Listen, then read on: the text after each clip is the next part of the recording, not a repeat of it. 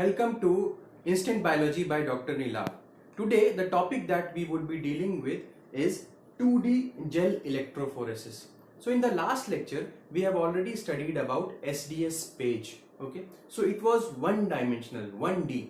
I have divided the entire lecture that we would be dealing about 2D gel electrophoresis into a number of points, a number of questions, and with the help of these questions, these points, we would get a better understanding about 2D gel electrophoresis.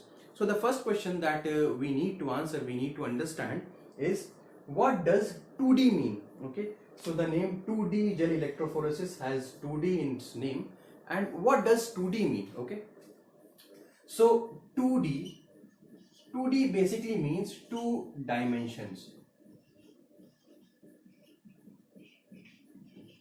So two-dimensional. Okay, so what does two-dimensional mean?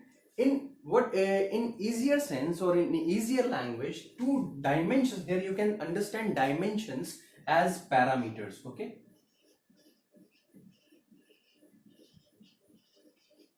so you can understand dimensions as parameters. So parameters, we can say that 2D gel electrophoresis is based, or it separates the proteins on the basis of two parameters. So what are those parameters? Those parameters are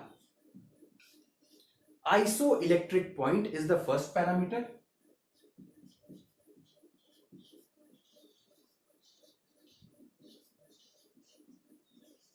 And the second point is molecular weight.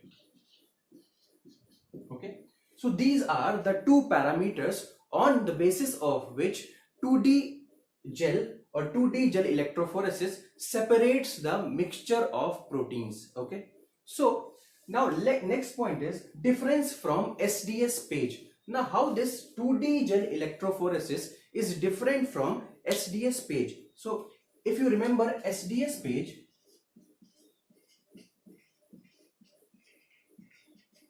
in my previous lecture on SDS page, I have already told you that SDS page separates the proteins on the basis of molecular weight only. So the parameter on which SDS page separates the protein is molecular weight.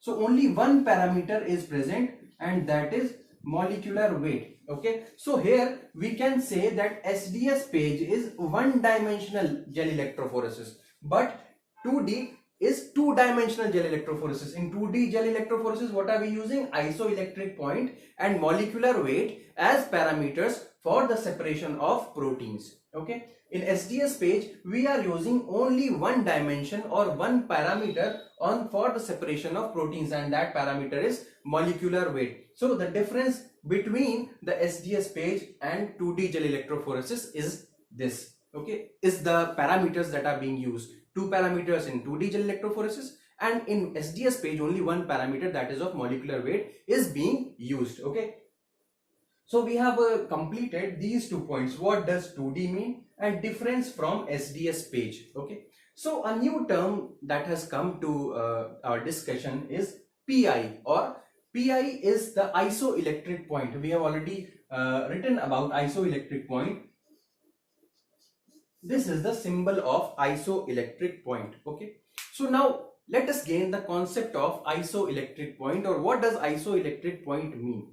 Okay, so isoelectric point is a pH at which the charge of a particular amino acid or a peptide becomes zero. Okay, let us understand this better. Okay, so whenever this you already know that peptides or proteins are made up of amino acids, and amino acids can act as deuterions.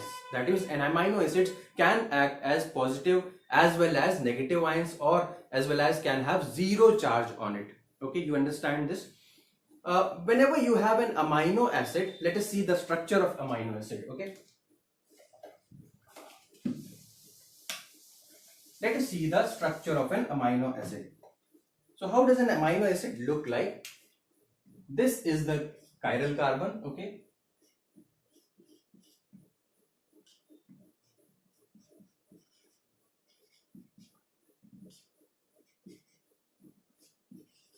so let us consider this amino acid, and at this present moment the negative charge and the positive charge are both present on the amino acid, this will give the net charge on this amino acid to be as 0. Okay, so this is one condition, this is one conformation of amino acid. The other conformation can be given as, I will make you understand the conformation and how this changes. I will make you understand this, but let me first draw these two other conformations. Okay, so this is the next one.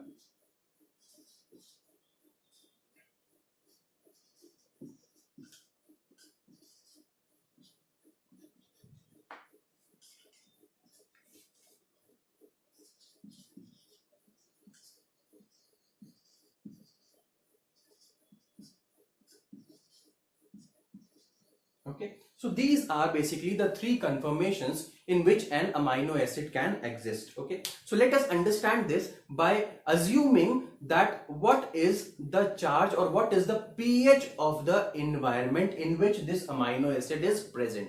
Okay, let us understand this. So whenever the pH goes down, whenever the pH reduces, then what happens? The H plus ion concentration in the medium or in the environment goes up. Okay, so let us understand this. Whenever the pH reduces, pH goes down, what happens is H plus ion concentration increases. pH goes down, H plus ion concentration increases. This is very basic stuff.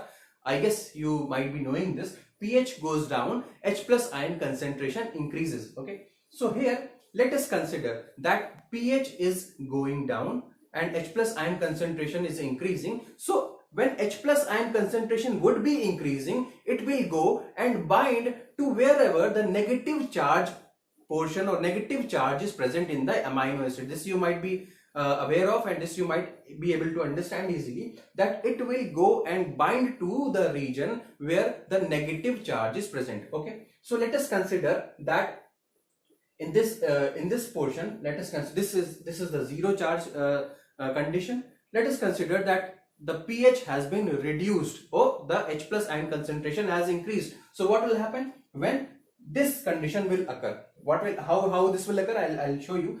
This shows that pH has decreased.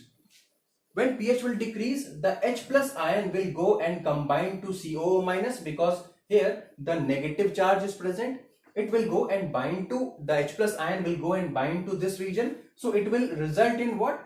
COOH. Okay, so the negative charge that was present here initially, now this complete portion will gain neutral charge, or COO minus would be converted into COOH. But the charge that was present over here, that is NH3 plus, would be the same. So the net charge of this complete structure or this complete conformation would be +1. Okay, are you with me? I guess you might be able to understand this, that whenever pH decreases, the H plus ion goes to bind to that particular region where negative charge is present. It will bind to this region, and the charge would, now the net charge of this complete conformation would be 1. Okay, now let us talk about the condition where pH has increased. So let us say that pH has increased. Now when pH will increase, then H plus ion in the medium will go down. H plus ion will go down. H plus ion would be decreased. So when H plus ion decreases, what will happen? The portion which was previously positive charge, where H plus or positive or H hydrogen was present, it will release that into the medium. So you can see that in this region NH3 positive charge or proton was present. So what will happen? It will release its proton, and now NH2 would be formed over here, and the positive charge would not be present over here, which was previously present over here. Okay, so now the net charge, but the COO minus will be the same. Okay, no change would be present over here. So this conformation would now have a net negative charge. Why? Because the positive charge has gone and only negative charge is present. So at this point the net charge would be negative or -1. Okay, now coming to this conformation, it has a negative charge also, it has a positive charge also. So what will happen, that this this entire conformation will have a net charge of 0.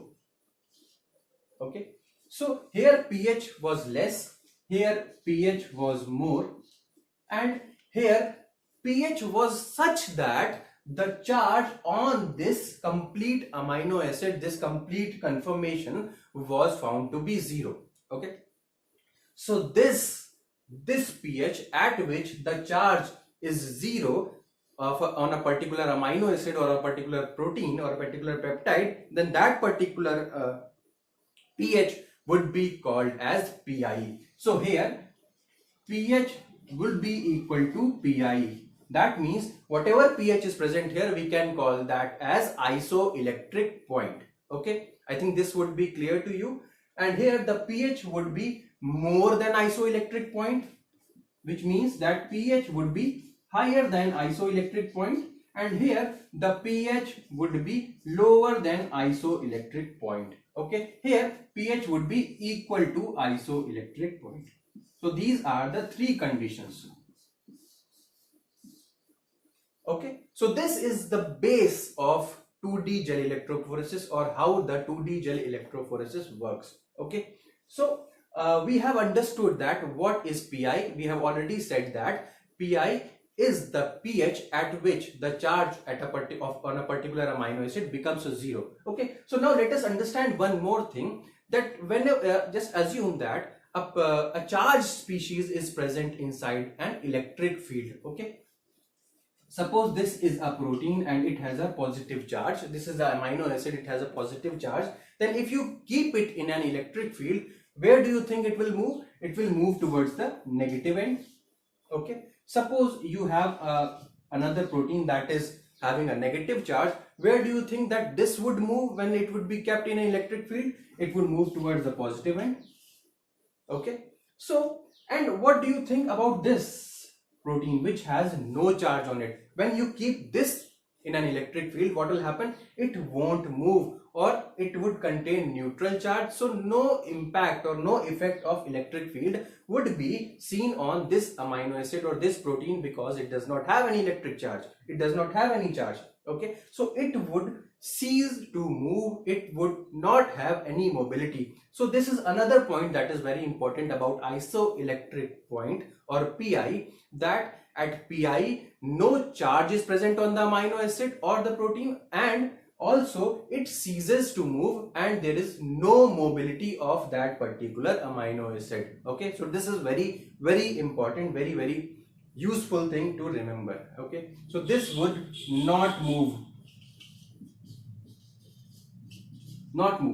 this would move, this would move, and this would not move because of its neutral nature. So we have understood about what does 2D mean, difference from SDS page. We have also learned the important points about isoelectric point or PI. Okay, now we have come to amino acid conformations. We have already talked about what are the three conformations that an amino acid can gain. It can have a conformation in which the charge on that particular amino acid is 0. This would happen when pH will be equal to PI, and when pH is greater than PI, then what will happen? The charge would be -1, and when the pH would be less than PI, then the charge would be +1. We have already understood this, but this can change if the R that is present over here, which is the side chain, basically it changes, or it has some amino acids which are charged, such as lysine, arginine, histidine, and aspartic acid, glutamic acid. These are charged amino acids. So whenever they are attached, or whenever we talk about those amino acids, then the PI would change, or this R group would also have an impact upon the charge of that particular amino acid. Okay, so just now in this we are just dealing with the basic stuff. We won't discuss about the charged amino acid as yet. Okay, so amino acid conformations, now we have talked about this. Now let us move to the next point. Okay, let us now move to the apparatus, or the basics about how this 2D gel electrophoresis functions. Okay, so this is roughly the apparatus of 2D gel electrophoresis. Okay, So in this is basically what do you call it? This is a strip. This is a strip. These can be obtained from the market. These are IPG strips or the pH strips. Basically, you can call them that. They have ampholites. Here, ampholites are present.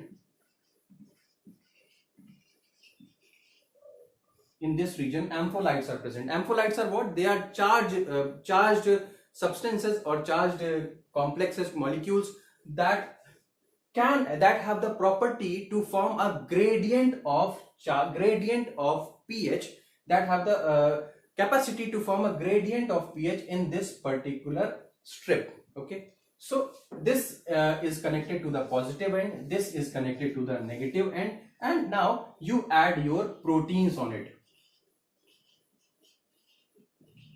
You have a mixture of proteins. Remember, the purpose of 2D gel electrophoresis is to separate your proteins. Okay, so this is the function of 2D gel electrophoresis. So these are the ampholites that I have already told you can form the basic gradient of pH.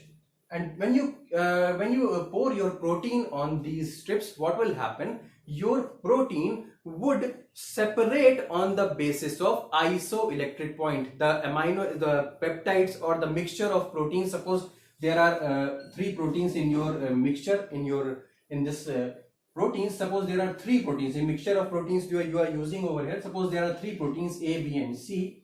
Now all these A, B, and C would be separated on the basis of their isoelectric point.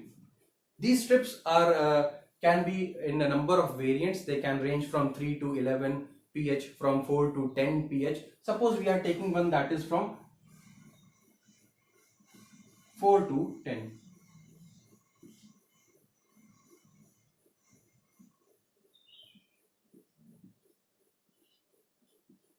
Okay, so we are taking this strip which has a pH gradient from 4 to 10. So whatever suppose this A has an isoelectric point of 5.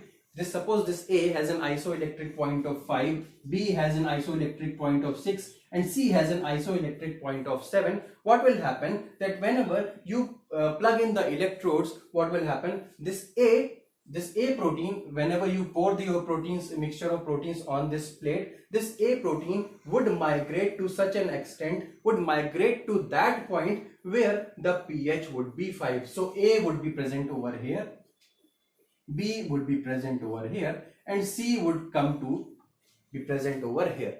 So this would be the migration, and the proteins would migrate to reach a particular point where the pH would be equal to their PI, or the pH would be their isoelectric point. So in that sense, A, B, and C would migrate up to here. Okay, so one more important thing that I would like to tell you, that in SDS page a problem exists. What is the problem in SDS page? In SDS page, whenever the molecular weight of 2 proteins is very near or is very close, suppose the molecular weight of 2 proteins is 62 or 60 kilodaltons, and 60 kilodalton is the molecular weight. Suppose this A has a molecular weight of 60 kilodalton, and this B has a molecular weight of 61 kilodalton, or it also has a molecular weight of 60 kilodalton. Okay, A and B have a molecular weight of 60 kilodalton and C has a molecular weight of 80 kilodalton. Now what will happen? You won't be able to separate these A and B on the basis of molecular weight with SDS page. Why? Because they are having the same molecular weight. So this is one of the basic problems. This is one of the limitations of SDS page, that it cannot separate the proteins having the same molecular weight, because the principle or the parameter that it is using is only molecular weight. So A and B in this case would not be able to be resolved or would not be able to be separated, and C would be separated from A and B. So if you see this, if you draw a picture of the gel, so if these are the wells,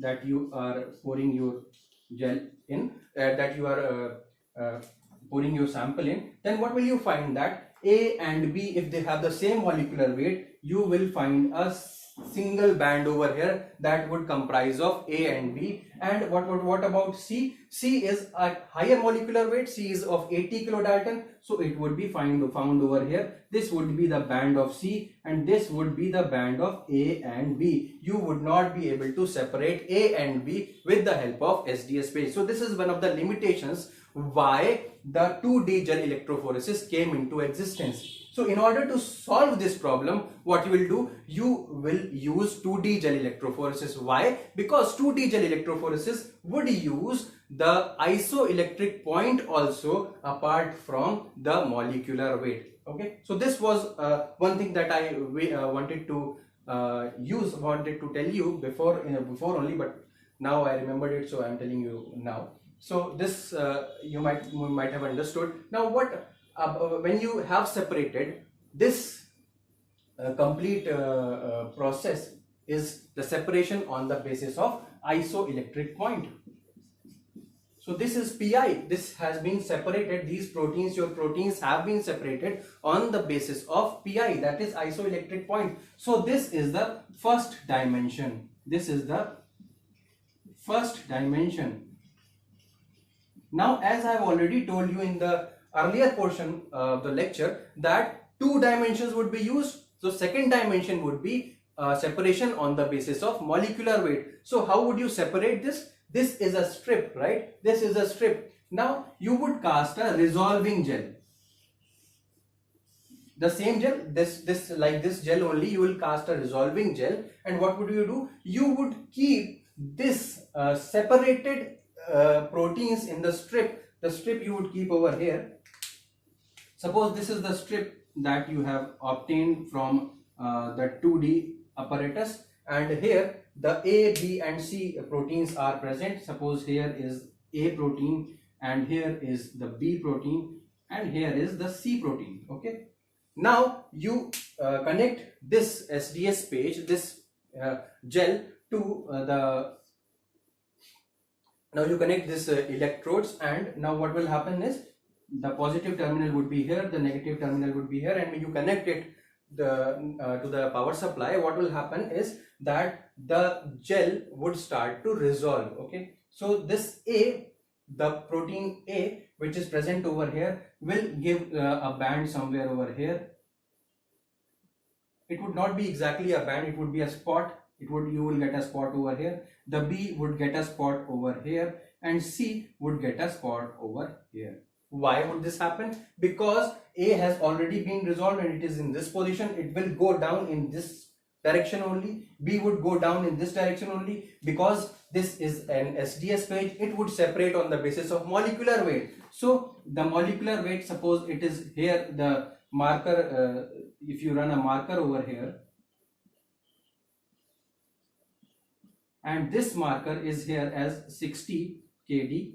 So 60 kd molecular weight would be of this also and this also. That means A protein would also have a molecular weight of 60 kd, B protein would also have a molecular weight of 60 kd, but C protein, we had said that will have a molecular weight of 80 kd. So it would not migrate to that extent, it would not go down, it would not travel to that extent because it has a higher molecular weight. So it would keep over here only. So suppose this is the 80 kd mark, this is the 80 kd mark. So this is protein C, this is protein B, and this is protein A. So previously you were not able to resolve protein A and B, but now you are clearly able to resolve protein A, protein B and protein C from the mixture of proteins that you were using over here. So this is the importance, this is the functionality, this is the added advantage of 2D gel electrophoresis over SDS page, which was not able to resolve previously, and now we can clearly resolve it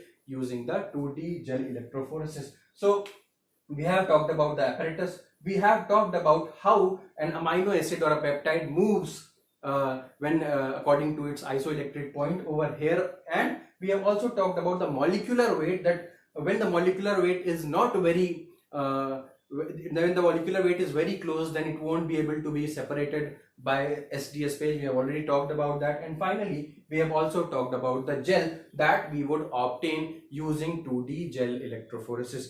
So I guess this lecture would have been useful to you, and if you have any queries, please write it down in the comment section and I would resolve it in the upcoming lectures. Thank you and have a great day.